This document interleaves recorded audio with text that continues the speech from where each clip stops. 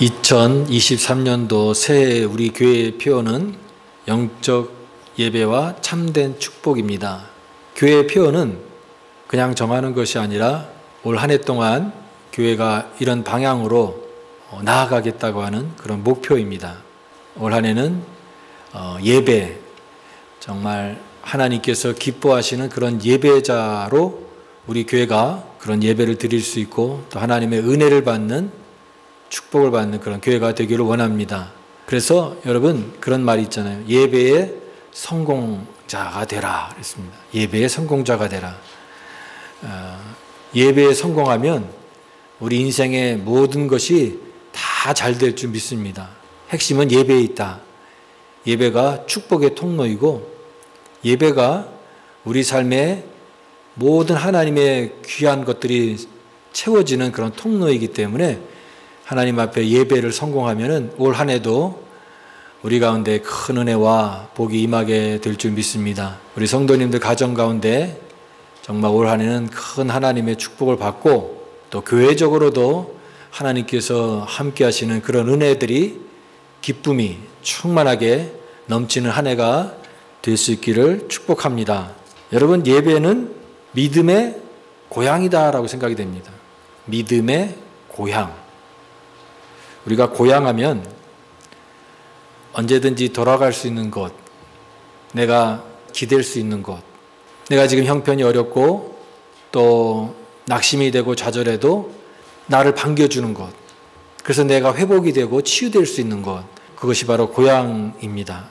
우리가 신앙생활을 하면서 항상 돌아가야 될 곳, 항상 사모해야 될 곳, 항상 우리 마음속에 중심으로 품어야 될 것이 뭐냐면 그것은 예배의 자리다라고 하는 것입니다. 내가 신앙적으로 나태해질 수도 있고 또 위기가 올 수도 있고 슬럼프를 겪기도 하고 또 믿음이 흔들릴 때도 있을 수 있습니다. 그럴 때 우리가 다시 돌아갈 수 있는 곳, 우리 믿음의 고향 같은 곳은 예배의 자리다라고 하는 것입니다. 예배의 자리. 우리는 예배를 통하여서 다시 회복될 수 있고 다시 새롭게 시작할 수 있고 새로운 용기와 새로운 하나님이 주시는 은혜와 능력을 공급받을 수 있는 그 자리가 바로 예배의 자리다라고 하는 것입니다. 그래서 예배는 믿음의 고향입니다. 한국에 큰 교회 목사님이 계셨어요. 그 목사님이 처음에 이제 개척교회를 하셨는데 개척교회를 하니까 교회 장소가 무슨 학교 같은 데를 빌려가지고 이렇게 강당에서 예배를 드리는데 예배 시설도 별로 잘 갖춰지지 않았고 또 사람들도 이렇게 많이 모이지 않은 그런 가운데 성도들이 함께 와서 예배를 드리고 이제 예배를 다 떠나면 그 예배의 공간이 되게 이렇게 썰렁하고 또 허전하는 것을 이렇게 그 목사님이 느끼었습니다. 그렇지만 그 허전한 마음속에서 본당 맨 의자 앞자리에 앉아서 하나님 앞에 간절히 기도합니다. 그때 기도하면서 무슨 찬양을 하냐면 주의 영광 이곳에 가득해, 주의 영광 이곳에 가득해, 그 찬양을 막 부르면서 눈물을 흘리면서 혼자 그냥 또 2부 예배를 드린 거죠. 그 감격에 겨웠고 비록 이 개척교회의 상황도 어렵고 또 쓸쓸함도 있고 빈약함도 있지만 그러나 그곳에 채워주실 하나님의 은혜와 영광을 사모하면서 기도하고 찬양할 때 마음속에 말할 수 없는 뜨거운 그런 은혜가 하나님께서 주시는 은혜가 가슴에 벅찬 감격으로 흘러 넘쳤다라고 이렇게 고백합니다. 이제 세월이 지나서 그 교회가 큰 대형교회가 됐어요. 사람들도 많이 모이고 또 교회도 많이 알려지고 목사님도 아주 유명한 목사님으로 이름이 알려졌습니다. 이제 모든 게 다 채워지고 풍성한데 그런데 이런 풍요 속에서 이제는 오히려 영적인 나태함이 다가오는 그런 위기를 느꼈다고 합니다. 이제 매너리즘에 점점 빠져가지고 늘 그렇게 있는 모습을 당연히 여기고 그런 자신의 어떤 그런 모습을 보면서 아, 이게 진짜 위기구나 라고 하는 생각을 가지면서 하나님 앞에 기도하는데 그런 음성을 들려주시더라는 거예요. 갈릴리로 돌아가라. 갈릴리로 돌아가라. 갈릴리는 어떤 곳입니까? 갈릴리는 주님이 제자들과 처음 만난 그런 장소이죠. 아무것도 없는 곳, 정말 가장 소박하고 가장 최소한의 그런 모습으로 그렇지만 순수하고 뜨거웠던 그 갈릴리로 돌아가라. 사람이 많이 모이고 교회 건물이 화려하고 유명해지고 그런 그 속에서 오히려 풍요 속에서 내 마음의 영적 빈곤을 느꼈는데 그 갈릴리 시절 아무도 없는 다 성도들이 돌아간 그 교회 빈 예배 처소에서 하나님 앞에 주의 영광 이곳에 가득해, 주의 영광 이곳에 가득해 그 찬양하며 눈물 흘렸던 그 시절의 감격의 자리로 다시 돌아가라 라고 하는 그런 말씀을 들었다라고 고백하고 있습니다. 그렇습니다. 오늘 우리가 이와 같은 이 예배의 감격을 회복해야 됩니다. 에베소 교회는 주님께서 첫사랑을 잃어버렸다라고 책망을 했습니다. 첫사랑을 잃어버린 교회. 사랑을 잃어버리고 그 처음에 가졌던 이 마음, 첫 감격을 잃어버리고 형식에 빠져 있는 예배는 드리지만 빈 껍데기 같은 그런 교회의 모습을 보시면서 주님께서는 책망하시는 것입니다. 우리에게는 이와 같이 나태와 안일에 그런 빠져 있는 모습이 아니라 우리가 그 모습을 회복할 수 있는 그 자리가 있다면 그것은 다른 게 있는 게 아니라 예배의 자리라고 하는 것입니다. 예배의 자리. 감격의 예배. 우리 신앙생활 하면서 우리는 주님을 만난 뜨거운 경험이 다 있습니다. 그 장소가 다 다를 것이고 또 그 경험도 다 다르지만 우리가 처음 주님을 만나고 그 예배 가운데 눈물을 흘리고 주님을 감격했던 그 자리를 늘 기억하면서 살아가는 겁니다. 그래서 언제든지 내 마음이 약해지고 연약해지고 비어갈 때 우리는 그 예배의 자리를 기억하면서 그 자리로 돌아가면 그러면 하나님께서는 그 예배를 통하여서 우리의 심령 가운데 다시 한번 또 새롭게 불꽃을 부어주시고 또 새로운 은혜를 공급해 주시는 것입니다. 그렇기 때문에 예배의 자리는 내 믿음의 가장 중심이고 하나님을 만나는 은혜의 자리입니다.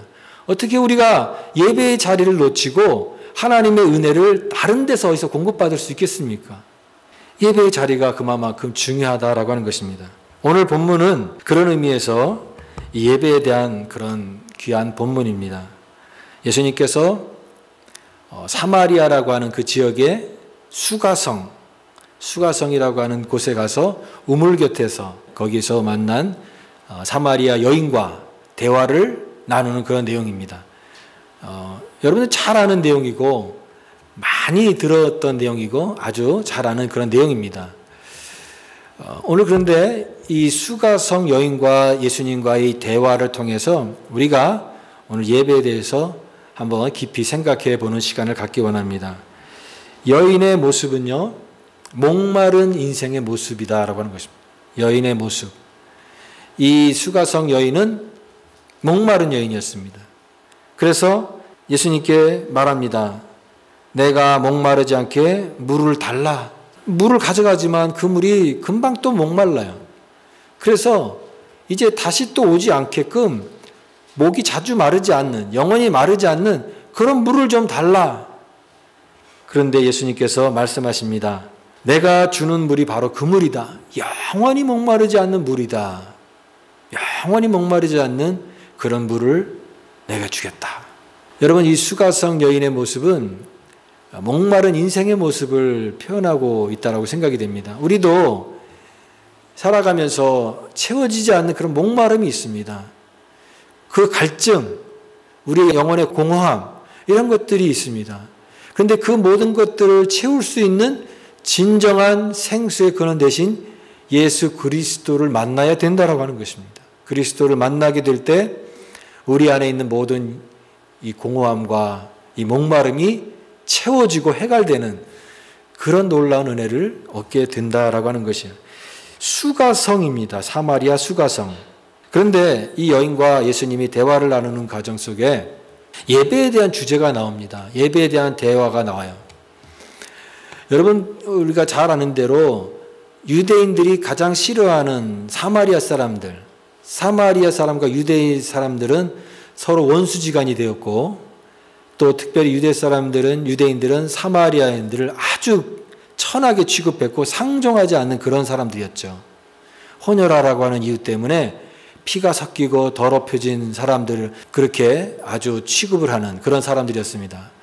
근데 그 사마리아 지역에서 거기 사는 사람들도 종교심이 있고 하나님을 아는 사람들입니다. 하나님을 예배하고자 하는 사람들입니다. 그러나 그들은 유대인들과 상종할 수 없기 때문에 예루살렘 성전에 가서 예배를 드릴 수가 없습니다. 그래서 그들은 이 사마리아 지역에 있는 곳에서 자기들의 어떤 성전을, 예배 초소를 만들어 놓고 예배를 드릴 수밖에 없었습니다. 그것이 바로 여기에서 산에서 예배한다라고 하는 것입니다. 20절 말씀에 우리 조상들은 이 산에서 예배하였는데 당신들의 말은 예배할 곳이 예루살렘에 있다 하더이다.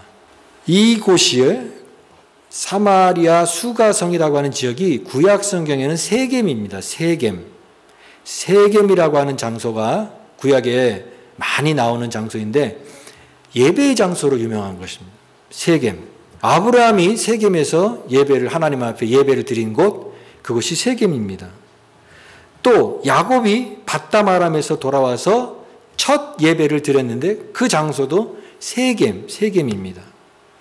그 이후에 모세가 이제 하나님의 백성들을 인도하여서 이제 세겜에서 율법을 새롭게 하는 예배를 드리라라고 명령을 하고, 모세는 비록 가나안 땅에 가지 못했지만 그곳에 가서 예배를 드리라고 했는데 나중에 이제 여호수아가 그것을 그대로 행했던 장소, 그것이 세겜입니다.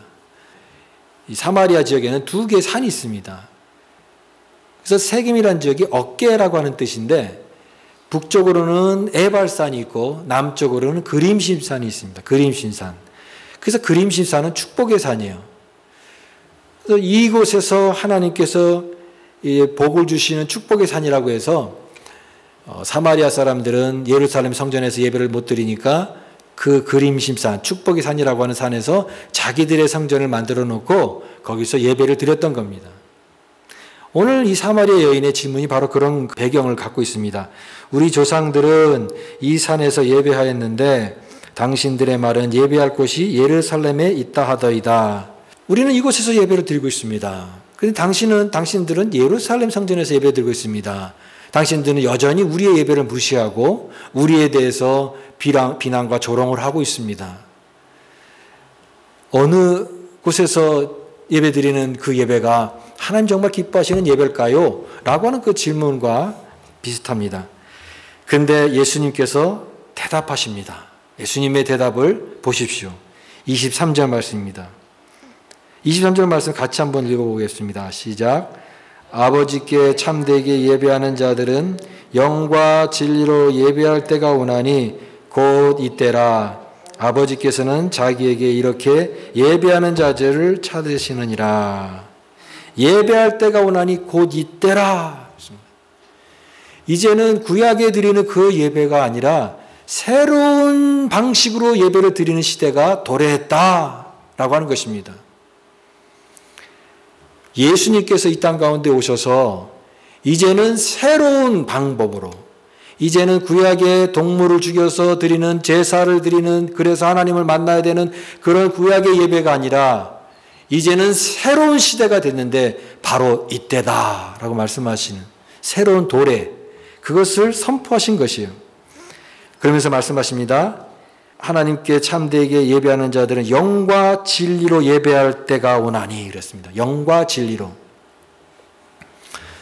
사마리아 여인은 장소에 대해서 질문했지만 예수님은 다르게 대답하십니다.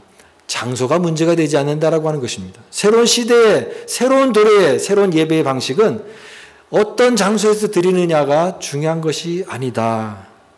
하나님을 만나는 예배는 특정한 장소를 초월하는 것이다. 산이나 예루살렘이 아닌 새로운 시대가 왔다라는 하는 것을 선포하신 것이에요.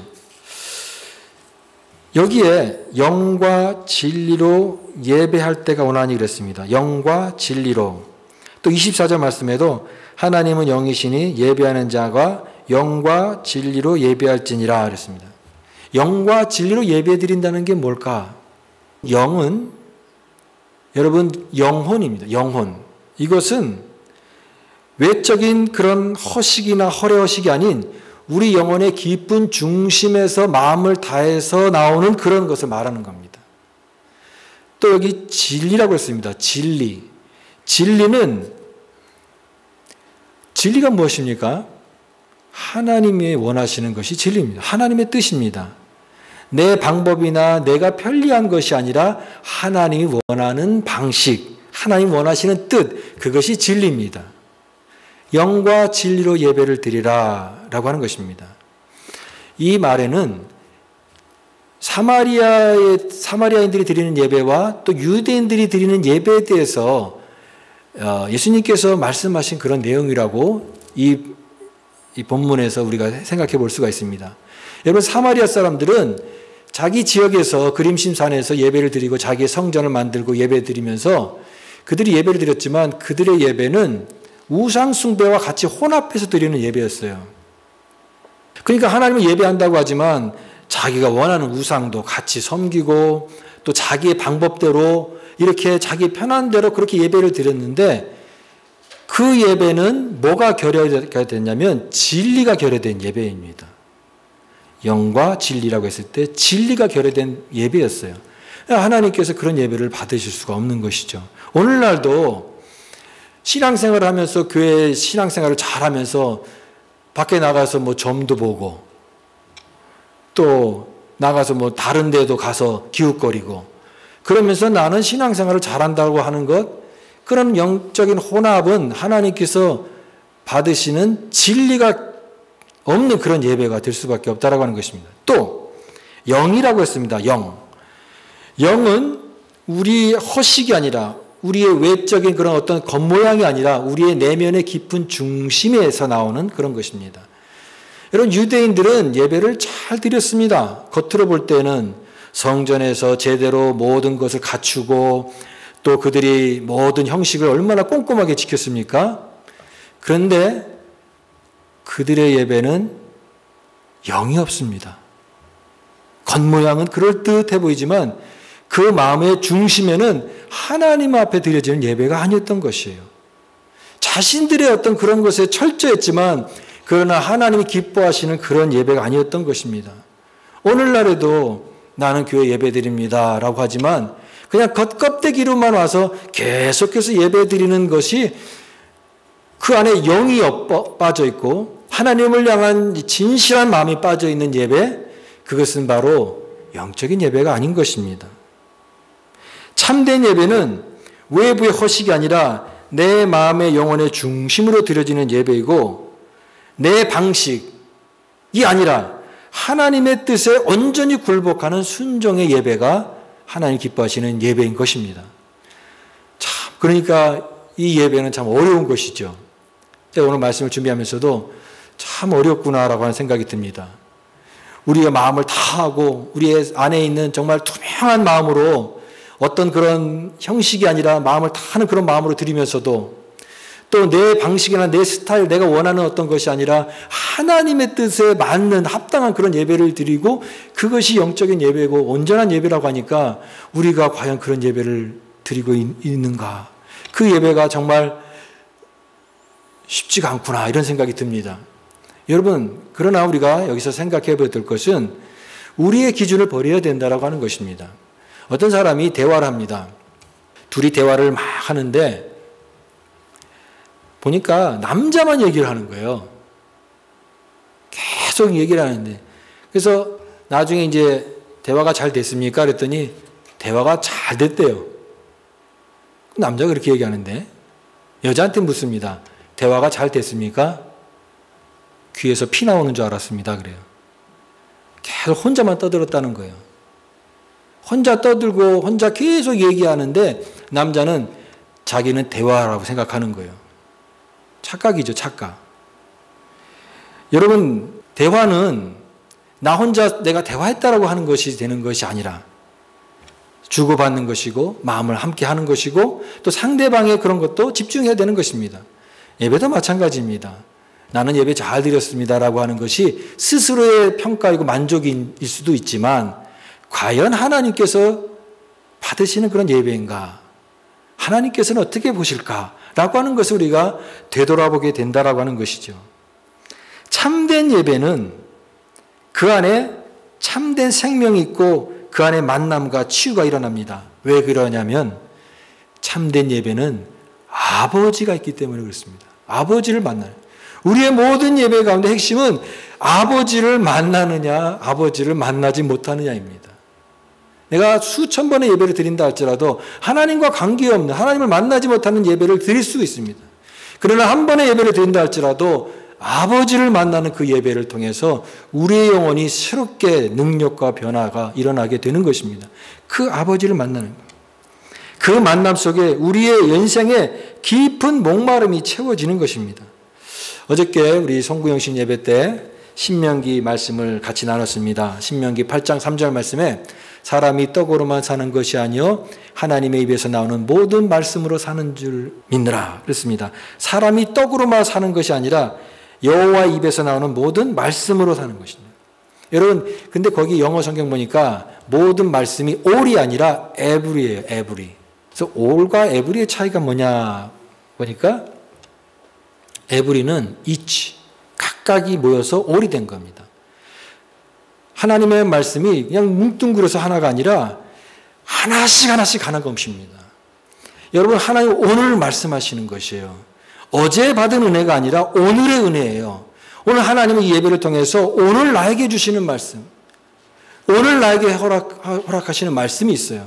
그 말씀이 나를 새롭게 하는 새로운 하나님의 말씀이에요. 그래서 우리는 매일매일의 각각의 삶이 하나님의 말씀으로 충만하게 채워지는 그런 삶을 살아가야 됩니다. 우리는 그 말씀으로 사는 자이고 그 말씀 안에서 참된 만족을 누리는 자입니다. 사람이 떡으로만 사는 것이 아니요 오직 여호와의 입에서 나오는 모든 말씀으로 사는 것이라 했습니다. 하나님은 그런 예배자를 찾으십니다.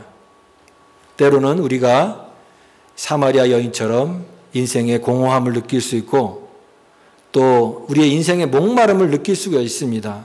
그런데 하나님은 우리 영혼 가운데 그런 깊은 공간을 만들으셔서 뭔가 모든 것으로 채워줘도 채울 수 없는 이 공허함과 이 목마름의 공간을 통해서 하나님을 찾게끔 하십니다. 그래서 때로는 우리의 부족한 모습도 보이고 내 교만한 모습도 다 내려놓게 하시고 내 자랑도 다 내려놓게 하시고 버리게 하셔서 십자가의 사랑으로 다가오시는 예수 그리스도를 진정으로 만나게 하십니다. 그것이 바로 예배입니다. 그것이 예배예요.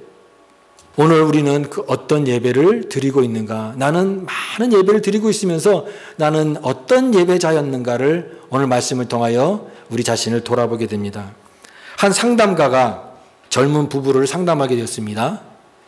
2년 동안 이렇게 결혼 생활한 신혼을 벗어난 그런 부부였는데 둘 사이가 너무나 심각한 그 불화를 겪고 있는 부부였습니다. 그 상담 자리에 와서도 당신은 원래 그런 사람이야. 그래서 막 서로 언성을 높이면서 아주 싸우는 그런 모습을 보면서 야, 이들은 서로 다 안다고 생각하는데 그건 착각이구나. 당신은 그런 사람이야 라고 하는 것은 당신은 원래 그런 사람, 그냥 규정해버리는 겁니다. 내가 더 이상 뭐 다른 걸 기대할 수도 없고 당신 다 알아 라고 하는 것으로 이렇게 다른 사람을 평가하는 그런 것이죠. 그런데 또 이분이 정반대의 부부를 만났다고 합니다. 이들 부부는 결혼 생활을 50년 한 금혼식을 한 그런 부부였습니다. 50년 동안 아주 행복한 결혼 생활을 하고 아주 금실이 좋은 그런 부부였습니다. 근데 그 대화를 하는데 이런 얘기를 합니다. 부인이 여보, 나는 죽기 전에 그리스 여행을 한번 해보고 싶어 그러더래요. 그리스 여행을 한번 해보고 싶다는 거예요. 남편이 대답합니다. 아니 그래?